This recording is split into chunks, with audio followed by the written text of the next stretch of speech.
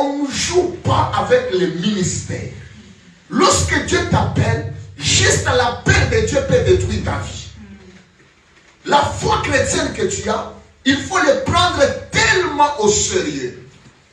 Beaucoup de gens ne comprennent pas que juste la foi que tu as en Christ peut détruire ta vie.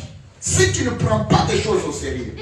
Ces sacrificateurs n'avaient pas l'habitude de reprocher ses enfants pour les retourner sous la voie du Seigneur.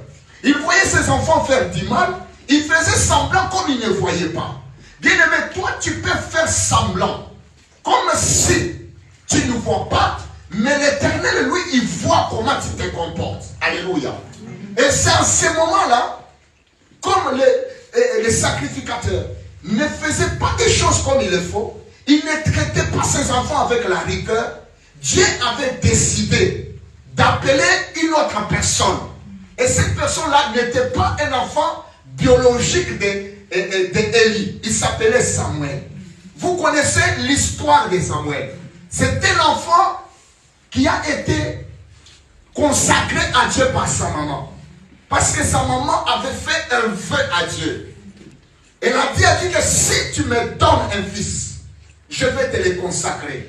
Et pendant ce temps-là, Dieu avait un problème. Parce qu'il n'avait plus de prophètes qui pouvaient disponibiliser la parole de Dieu. Alléluia. Si tu as un cœur, une pensée de maintenir la parole de Dieu disponible pour le peuple de Dieu, je te rassure que Dieu veillera sur ta vie. Ah, je parle à quelqu'un. Je te rassure que Dieu veillera sur ta vie. Chaque femme qui a toujours privilégié la parole de Dieu, il reste toujours sous la protection de Dieu. Chaque ministre de Dieu qui amène la parole de Dieu aux enfants de Dieu a toujours été béni de l'Éternel. Alléluia. C'est-à-dire pour Dieu, sa parole a plus de la place que les offrandes. Sa parole a plus de la place que tes prières que tu fais. Dieu dit que la parole était devenue rare.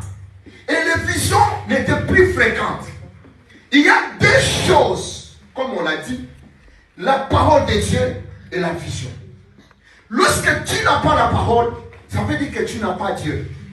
Lorsque tu n'as pas la parole, tu ne seras jamais efficace. La Bible dit la parole de Dieu est efficace.